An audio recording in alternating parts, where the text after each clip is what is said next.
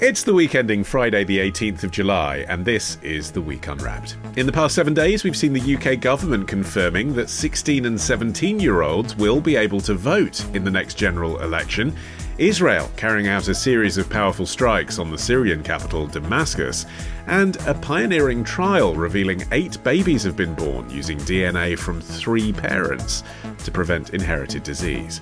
You can read all you need to know about everything that matters in The Week magazine, but we're here to bring you some stories that pass under the radar this week. Big news, not making headlines right now, but with repercussions for all our lives. I'm Ollie Mann. Let's unwrap the week. And as ever, I am joined from the Week's digital team by Jamie Timpson and Harriet Marsden, and senior editor of the Week Junior, Felicity Capon. And Jamie, we should say right up top, in case people are wondering, you're not well, but you've come in anyway. No, it's a personal sacrifice in the name of content. You are a brave soldier. Felicity and Harriet, when you were 16 years old, did you deserve the vote? I personally couldn't be trusted to keep hold of my possessions. I couldn't be trusted with my keys either. I definitely couldn't be trusted with the vote. But that's not to say that all the other 16-year-olds, they can probably be trusted more than me. Felicity, did you deserve the vote? Do you think 16-year-old you would have used it wisely? Absolutely not. I did very many unwise things. I dread to think who I would have voted for. Okay. Well, let's see what story you voted for. And you're up first. What do you think this week should be remembered for? Yes, we Khanna. Thank you, Mr. Speaker. Last night, the Speaker's Rules Committee voted to block my amendment that called for the full release of the Epstein files while protecting the victim's identity. Let's just be clear. They voted to protect rich and powerful men who were abusing, assaulting, and abandoning young women. Californian Congressman Ro Khanna speaking on the floor of the House of Representatives on Tuesday. Felicity, what's the story? Okay, so this week there is a story that pretty much everyone knows, and that's that there's an almighty row brewing, well, already brewed, in the US over the so-called Epstein files relating to the convicted sex offender Jeffrey Epstein.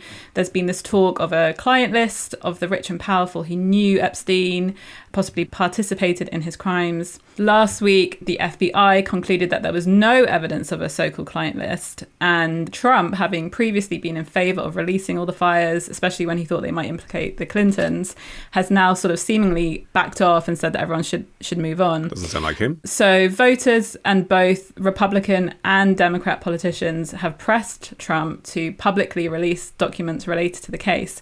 And one of the most prominent figures for the Democrats, sort of leading the charge, is this guy called Ro Khanna, who I'm much more interested in talking about. So he tabled an amendment to have the full release of the Epstein files, but they have been blocked. And he talks in a very persuasive and attractive fashion, as we were just hearing in that clip. He's a compelling speaker, but what else should we know about him, and why does it matter that we pay attention? Well, I think there's 2 things to say off the back of the whole Epstein drama to do with Ro Khanna. And one is that he isn't very well known outside of California, where he's a representative for a district that represents Silicon Valley.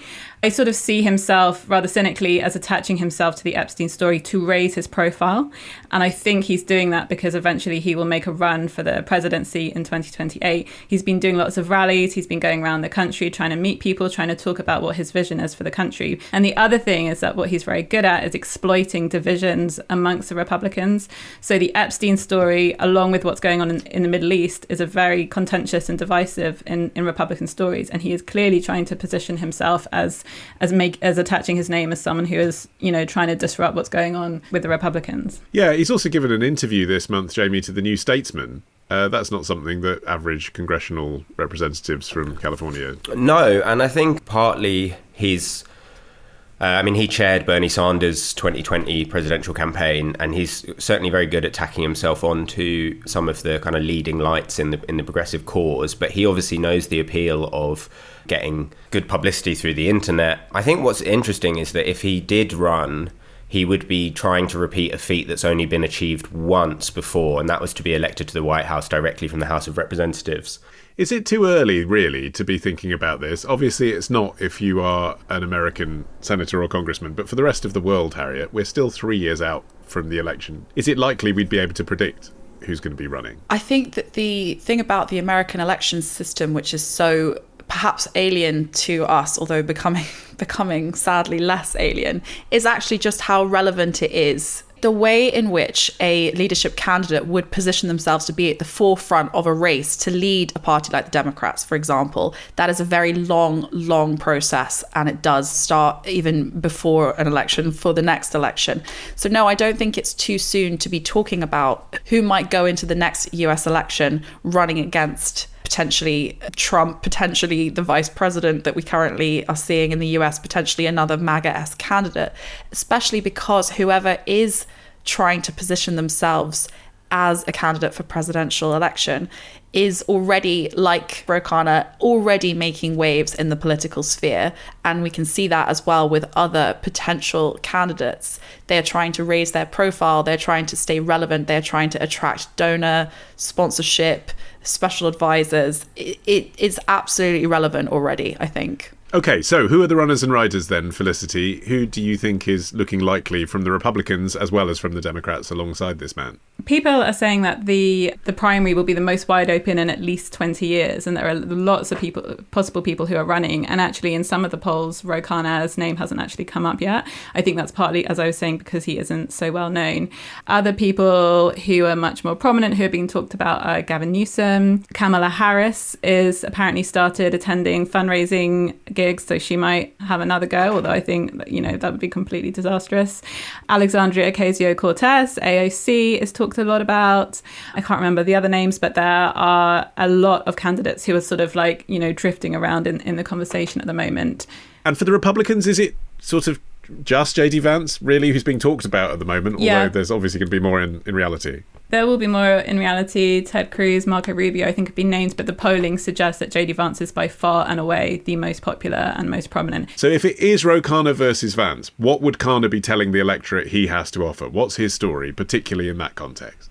Khanna has really pitched himself, I guess, as JD Vance's nemesis, and they keep on kind of trading barbs on social media, and they're really going up against each other in quite kind of nasty stuff, I guess, which is really interesting again, because I wonder whether that's part of Khanna's plan, is to be seen as the opposition to the most popular Republican candidate, which I think is really interesting in and of itself. And he has called Vance a stain on the degree of every Yale graduate and likened him to Stalin. So neither of them are holding back.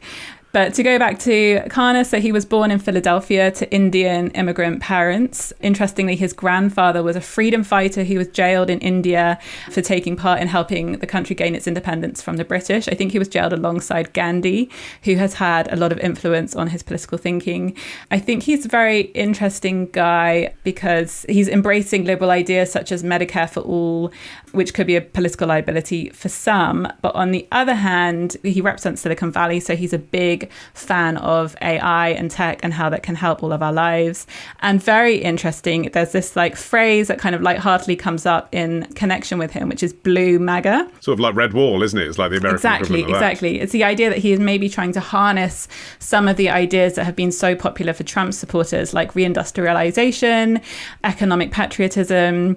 And that's something that he's trying to pull the Democrats maybe away from their obsession and focus on social justice and kind of, woke causes, and bring them back to focusing on poor people's everyday concerns. Is there enough there, do you think, Jamie, to appeal to MAGA voters? Because, when all's said and done, if you're a hardcore fan of Donald Trump, are you ever going to cast a ballot for a brown-skinned Californian congressman? Yeah, it's hard to imagine a situation in which if he goes up against someone that's anointed by Trump, that he can kind of win over those voters, considering the inroads that Trump made, particularly amongst the black vote in the last election. He's doing his best, though. He went to South Carolina on tour recently, and his big push, as Felicity was saying, is about AI and talking about how the racial wealth gap can be bridged if the US government put a lot of money into making sure that the black community know how to use AI and to benefit from it. Ultimately, if he is able to put across this kind of pro-tech, kind of Silicon Valley type message, maybe there's a route into the MAGA vote by basically giving working class or blue collar Americans someone to vote for who's seen as the future. And maybe there's money as well, Harriet. I mean, that's the other thing. We're talking about like the support of the tech community, like that's important to average voters. The point is, Elon Musk until recently backed Trump, Peter Thiel backs JD Vance. He is the representative of Silicon Valley. If he can get all the other CEOs to back him, there's money in that, and that's how you win. It's not the only way you win, though. I think that we have to bear in mind that the political system in the US is disproportionately difficult for a Democrat candidate to win. The electoral system broadly favours a Republican candidate. And in the context of MAGA, you can talk about blue MAGA as much as you like, but the MAGA, the vote that Trump and JD Vance harnessed a particular fierce anger, a fury and a frustration and an outrage. That Ro Khanna's brand of sort of progressive positivity, I don't think can in the same way kind of ignite that very, very angry, very frustrated and possibly in certain places quite hateful base. It's not enough to be just the Silicon Valley bro. There are still a lot of Silicon Valley bros that are firmly, firmly behind Trump and will be firmly behind Trump's successor. But I do think it's very interesting, the mention of Elon Musk, because actually Musk and Khanna do have a bit of a history. And in fact, Musk wrote the preface, I think it was, for one of Khanna's books and said he was like a leading thinker. I think Musk and Khanna have now slightly fallen out a bit, but Steve Bannon is also a fan. Musk in the past has been a fan. So it is interesting. And like, if you tie that into what's going on with the whole Epstein and with the international situation, it's interesting that there is starting to see some kind of crossover, some sort of alliances going on between both sides of the party, which I think is really interesting, particularly when you consider, like, let's just take a moment to remember and reflect on how bad the Dems are looking right now. Like, their polling shows that the Dems' popularity has actually plummeted even since last year's election. Its support has eroded with white men, Hispanic men, working class voters across the board. Approval ratings sitting below 35% across those demographics.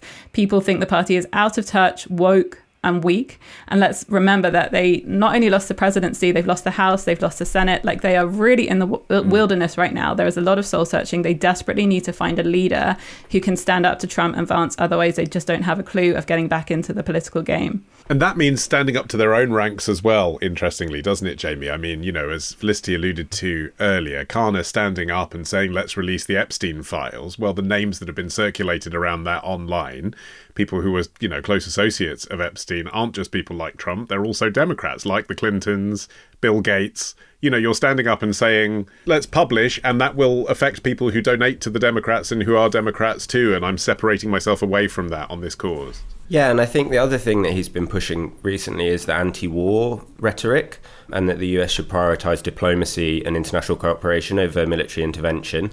And he said he kind of thinks that under Biden, the Democrats kind of lost that wedge narrative, that issue that divides them from the Republicans. And I mean, his main point is that particularly when it comes to things like bombing Iran, a lot of the US public don't want to be involved in these wars.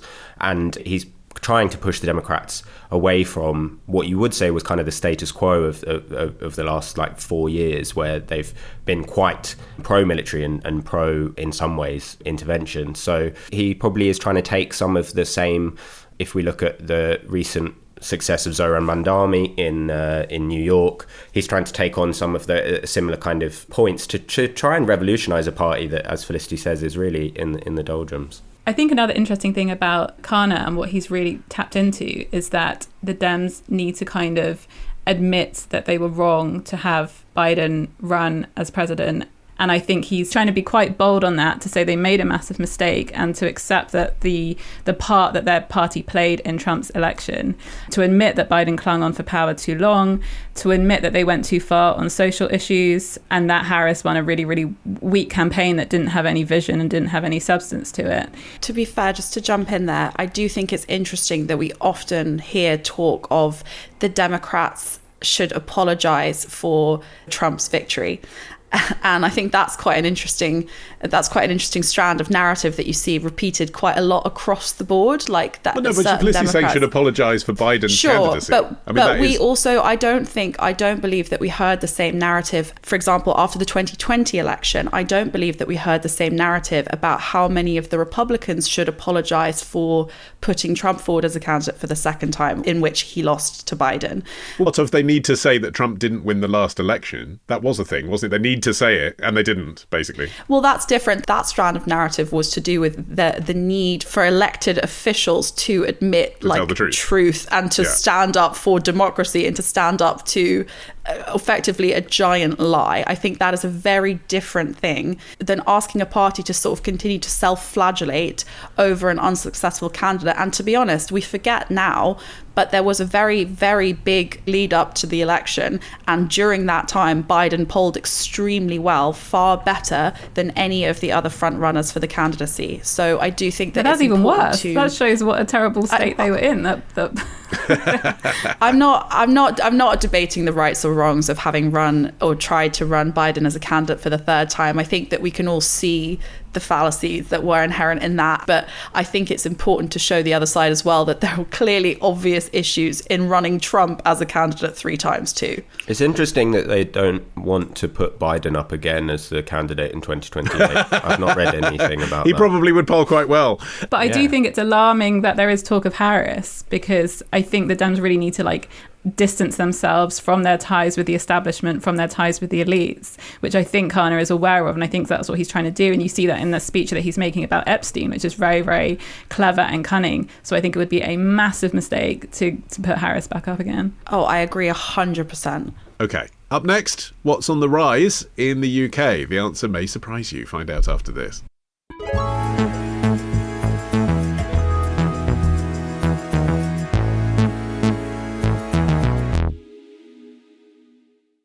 Okay, Harriet, it's your turn. What do you think this week should be remembered for? The legal right to choose. Abortions. I've had a few, right. But then again, I can't remember exactly how many. What, really? Yeah. I can't remember. Yeah. I think maybe I want to say 5, 4 or 5. Yeah, I've had about 5 too. Lily, I'm so happy I can say that and you can say it and no one came to shoot us down. No judgment. No judgment. Probably some judgment in the comments, I expect. Lily Allen there singing to Makita Oliver on their podcast Miss Me. Harriet, abortion. Why is that in the news this week? It's in the news this week because abortions are at a record high rate in England and Wales. So almost 1 in 3 pregnancies are aborted.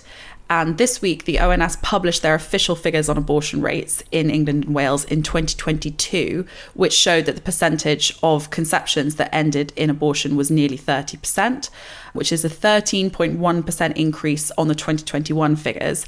And it's up from just over 20% in 2012. So we're talking about a quite a substantial increase in the rates of abortion. Now, this is confirmation of figures that were published at the end of last year by the government, which also showed that the number of abortions reached record high in 2022. It's just the 2 data sets are based on slightly different metrics. Like one is based on the estimated date of conception and the government figures on the date of abortion. So the numbers are a little different, but the overall picture is of record high rates of abortion in England and Wales. Okay. Incidentally, just on that data point, why are we getting data that's 3 years old anyway? Why is it 2022 that's being looked at rather than 2023 or 2024? Do you know? It takes a while for this type of data to become available. Like, obviously, we're talking about abortions that are done either through the NHS, through private healthcare, through prescribed medication, through surgical intervention. There's lots of different ways in which the data on abortion can be collected, and it's not so simple. These 2 sets of data together represent the kind of most recent and broadly the most accurate picture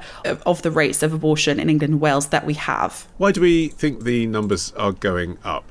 Jamie? I mean, obviously the cost of living crisis is one of the issues. Many women facing kind of financial constraints, unable to afford the costs associated potentially with raising a child, leading them to choose abortion. Access to contraception is obviously another issue. Lengthy waiting times for contraceptive appointments, difficulties accessing specific types of contraception, particularly non-hormonal options. A lot of people are choosing to move away from things like the pill because it hasn't been affecting them in the ways that they want it to. And Felicity, there's also access to the morning after pill, isn't there? Like, that is something that campaigners say needs to be more easily available. I'm sure that's true.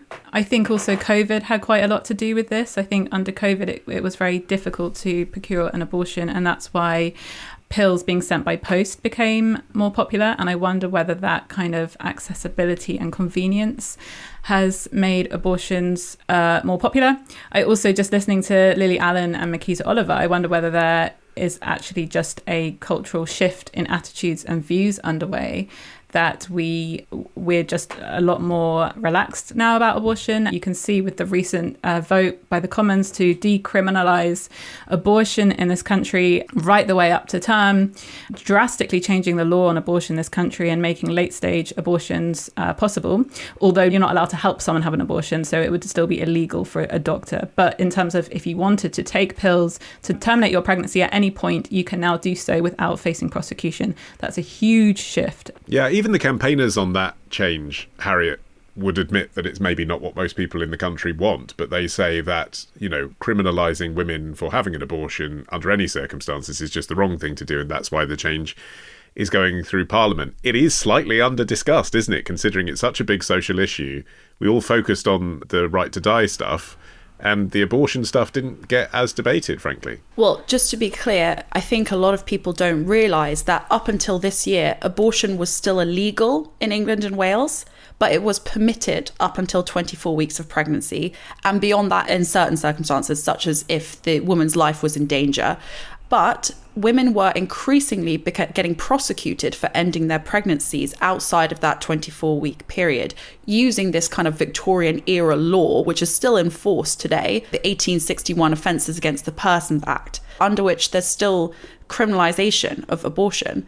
And then what happened was last month, MPs voted in this landslide vote to decriminalise the procedure. The Labour MP Tonia Antoniazzi tabled this amendment to the Crime and Policing Bill, so not to the Abortion Act, not to the Offences Against the Person Act, but the Crime and Policing Bill, which effectively meant that any woman who now gets an abortion outside of that still existing 24-week limit will no longer run the risk of being investigated by the police. But obviously, there have been some criticisms about this tabled amendment, which still has to go through the Commons and the Lords.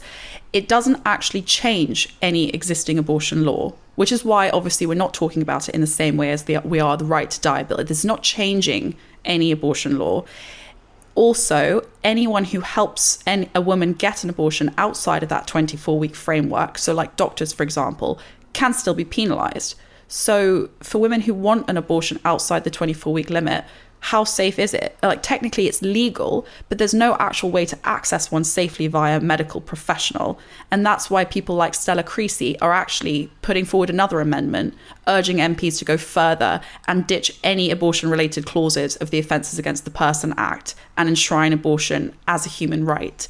Now, in terms of what the public view on these matters is, as soon as you get into the weeds of what the law actually is and who can be prosecuted for what, there is also widespread ignorance of the legal situation too. So I think that's worth saying. There are also concerns, aren't there, Jamie, that the law change still poses risk to women, a different risk to women, in the name of coercion to have an abortion. There might be people who didn't want one, and that's why they didn't get one earlier, and then late in the pregnancy are coerced into doing so. I think the discussion around it was actually really quite toxic and quite kind of concerning and worrying. Jacob Rees-Mogg went on GB News and lambasted a cult of death that this amendment was bringing in. And I think a lot of the worries were about, as Harriet was saying, people not quite understanding it, and potentially also whether the kind of US debate could end up arriving over here. And I think some of the stuff around that is interesting. Certainly Rachel Clark, who's head of advocacy at the British Pregnancy Advisory Service, she said that she thought there was something pretty inherently British about going, well, I might disagree, but it's not really my business. And actually that the debate in the US is quite different from the debate to the UK, primarily because of the role of religion and how much more religious the average person on the street is in America than in the UK. But what was interesting was how Stella Creasy wanted to propose a lock on ministers, stopping future politicians from reducing access to abortion in the future. And actually the campaigners, such as the British Pregnancy Advisory Service, they kind of didn't want her to do that and didn't support that lock because they saw it as the beginnings of the culture war. And they kind of thought, actually, we're not there yet in the UK. And so by doing that, you might end up in a situation where further down the line, someone says, well, they're trying to do this, so we need to do that. I think Stella Creasy partly was talking about the lock in response to Nigel Farage, who she is worried that we could have a reform government at some point. And Farage has been quite outspoken that he thinks the current 24-week limit is too late, basically, and he would want to reduce that, which is interesting because actually the 24-week abortion limit, the reduction of that is actually supported by 70% of women in this country, which again I think possibly shows that the Commons are out of touch and out of step with what people in this country feel about abortion. And what I would say about the 24-week limit is that I think it was a compromise that we reached in this country. A lot of people still think 24 weeks is still way too late, but I think we had reached a kind of wary compromise between both sides of this, that we were happy with this and that we could live with this.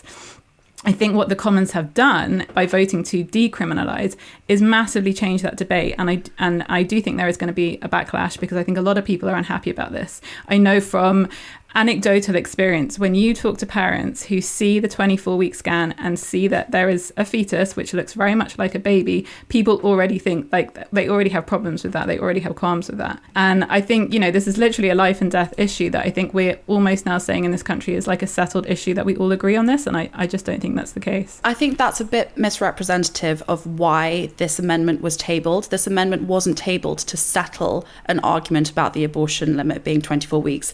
To be clear, nearly 99% of abortions happen before a pregnancy reaches 20 weeks. So that is just like a fact. I agree. And I also think it's extremely unlikely anyone would want to go a late stage abortion, because for yourself, that would be extremely traumatic thing to go through, right? So I completely agree that I think it's very unlikely that someone who is 8 months pregnant is just going to casually take some pills because they don't want the pregnancy, whatever reason.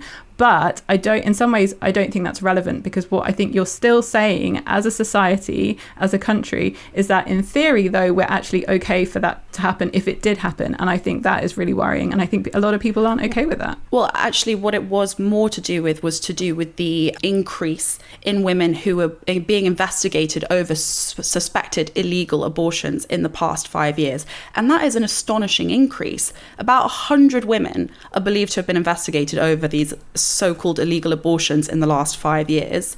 And before that, I think only 3 women were thought to have been prosecuted since abortion was first made illegal in 1861. So we're talking about a real increase in the so-called criminal investigations that were by many people considered to just be almost pointlessly cruel. For example, the case of Nicola Parker, who was taken from a hospital to a police cell after she took prescribed abortion medication at about 26 weeks of pregnancy, when she had believed that she was no more than 10 weeks pregnant. And she was cleared of illegally terminating her pregnancy, but she was subjected to like 4 years of criminal proceedings. And this is not the only such case. I mean, there was a teenager who she had 6 years of criminal proceedings after she had an abortion and gave birth to a stillbirth. So I think that this tabled amendment to the crime and policing bill, not to any existing abortion legislation, is much more to do with as a response to this increase in criminal proceedings that is actually, a lot of people believe, is to do with the influx of money and influence from anti-abortion activists from the US. So the success of the anti-abortion agenda in the US is very much invigorating and providing funding for similar activists in the UK as well. So this isn't necessarily about what the public believes as much as it is to do with combating a rise of criminalisation. Yes, but it would be weird, wouldn't it, for it to be a subject that passes completely without comment or completely uncontroversially. I mean, sort of as we're demonstrating, people have views on this. And actually, if you look around the world, it's hard to think of a country where you'd say, well, they've settled it, they've sorted it, they've quieted their lobbies. Like, it is a thing that gets people involved. No, and I think it's worth saying that, like, only 1%, I think, is the most recent figure we have. Only 1% of British people support the right to a late-stage abortion. But 70% of MPs think that women shouldn't be liable for prison services if they have abortions outside of restriction. So it's not to say that we're saying that MPs think that it's right. We're saying that they think they shouldn't be criminally punished for it. I mean, to take it back to the statistics we were talking about at the top of this item, with all of this going on, do you think the statistics are going to continue to climb? Are we going to see more abortions, legal or otherwise, in the years ahead? I do, yeah. I do think this is the start of an upward trend of more abortions supported by this recent decriminalisation. I think when you start to decriminalise things, you start to normalise things. I think just the fact that the story seemed to me to really pass under the radar. I have a lot of friends and family who had absolutely no idea that this had even happened, was really, really crazy. So I think there is a shift is underway. I think we will see more abortions. And I think for some people, for a lot of people, they find that really, really troubling. Harriet. Well, I think what ties together the statistics of this week and the amendments to the legislation of last month is there is a vast discrepancy between the legislative situation, like what is legally your right, what are you legally allowed to do, but what might you be criminalized for, and the actual reality of access. So part of the reason that there is this rising rate of abortion is to do with the difficulty accessing emergency contraception. And part of the reason that there is all of these legislative changes is because of the difficulty of accessing abortion. So I think we always have to bear in mind that in every case that we have, in every data set we have, in every country we look at, when you limit access, you actually do not decrease the rate of abortion. What you do is increase the danger to women. Okay. Up next, the politics of scientists. That's after this.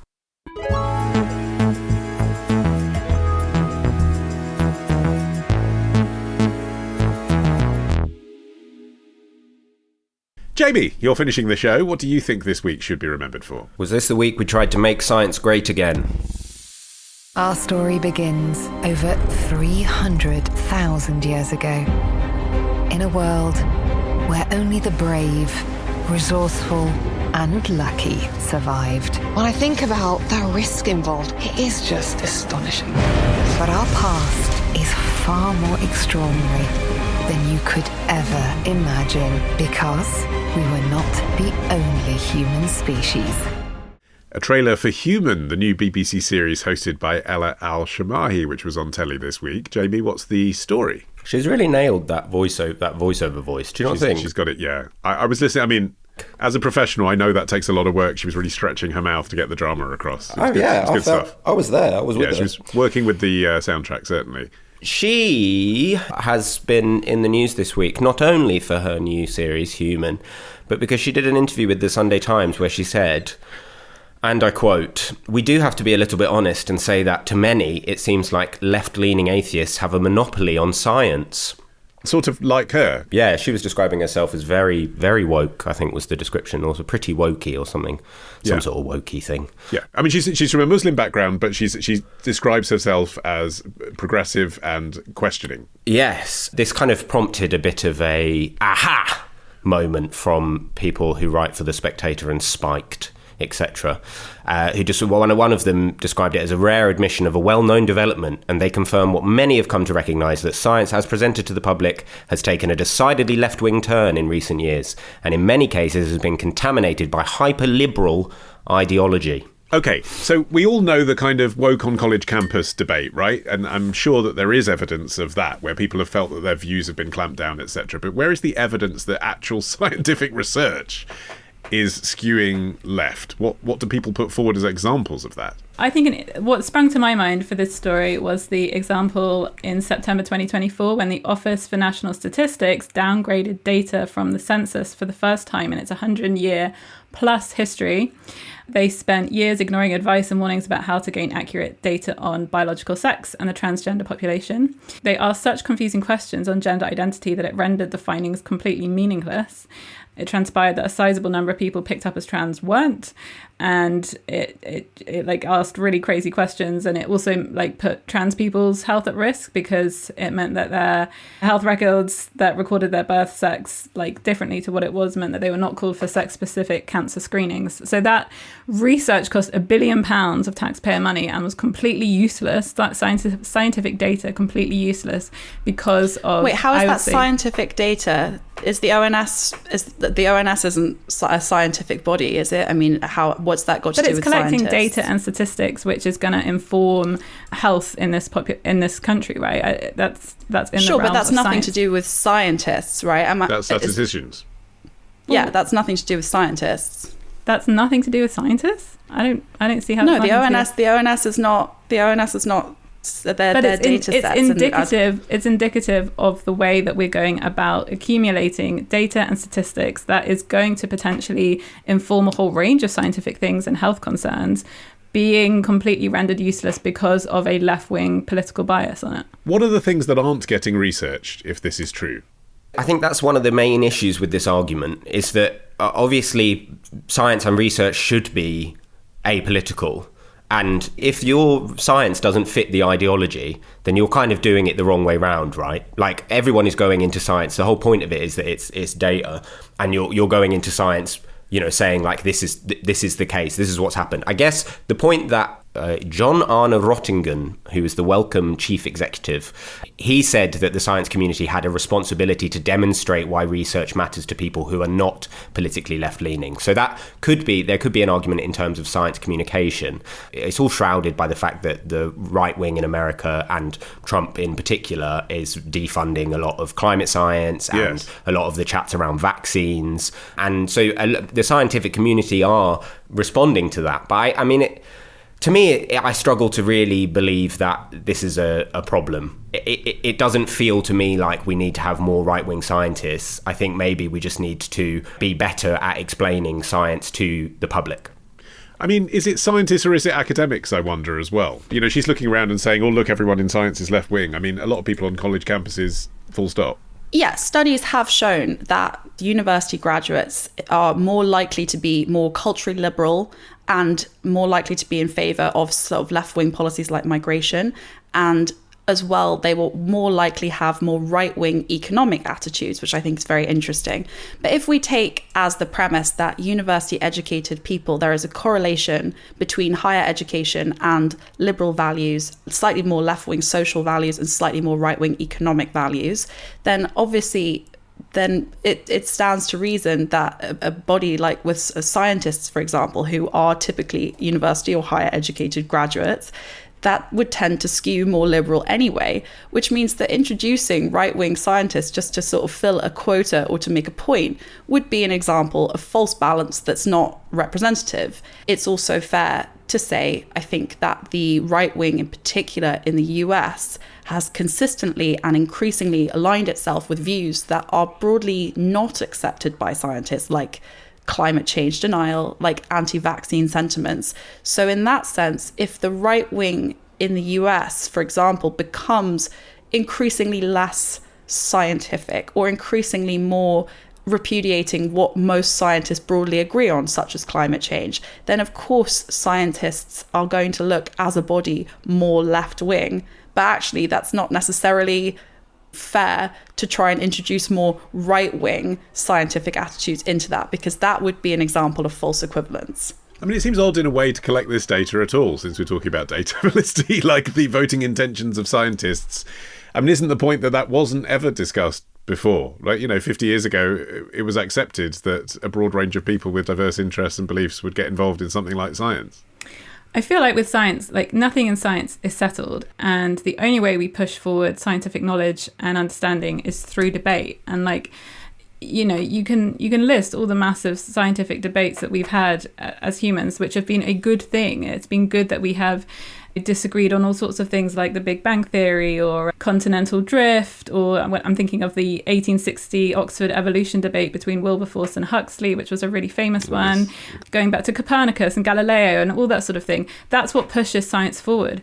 So we always need a range of voices. It doesn't matter whether it's, like political voices or just that you disagree, or, based on the kind of the cultural norms of the time or whatever. Nothing is settled, and we need to keep on having these debates. We need to keep on putting forward new evidence that could disprove or cement an issue. The problem that they have at the moment is that the left has stifled that debate because they've become so caught up in politics. I don't think they're necessarily going against right-wing scientists, but they are going against people who they disagree with. So like a really good example would be Kathleen Stock, who was hounded out of the University of Sussex for her beliefs on gender identity.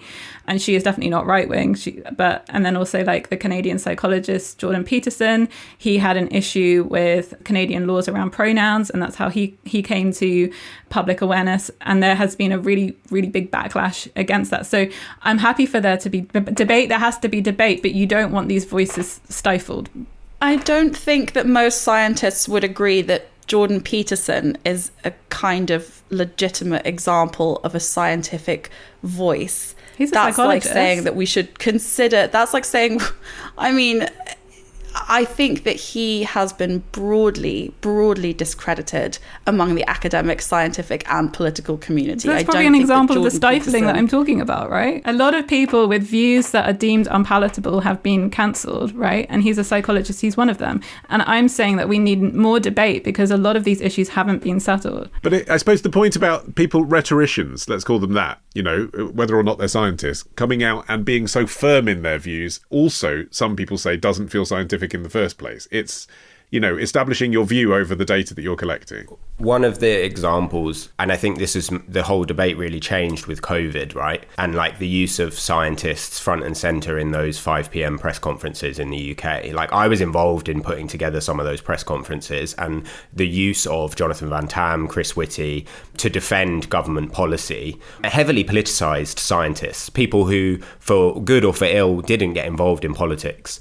But we took on board what they were saying, and by putting them front and centre in those press conferences, it tried to give a level of authenticity to what the government was putting forward as the policy. And once that happens, it's a Pandora's box, right? Every line that we gave to a minister had to begin with, "We are guided by the science," right?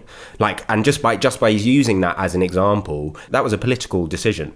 Yeah, you can say we are guided by the science as much as you want, but they are making political decisions, whether it was more lockdown or but you know, whatever. Not necessarily perceived as right or left at the time. I mean, in the frame of British politics, the Labour Party were supporting what the Conservative Party were doing. I think it was because things like face masks that became like a libertarian. Yeah, libertarian, but not in mainstream politics. Yeah, but you'd associate that with like conservative and right wing, that they don't want their liberties infringed on, which they were. So I would say that was probably another example. And also, like the Guardian, for example, used the SAGE, the group that weren't of government scientific. They had like a separate group of scientists. They put them on the front page pretty much every day during the pandemic. So there are arguments that I think pretty much the pandemic did make us see science as, you know, it was a question of, you know, whose science is this? Who's coming up with this? And everyone went out. I mean, The Spectator found their own scientists from across the world, right, to back up their anti-lockdown views. So it definitely politicised it for good or for ill. I mean, I'd say for ill.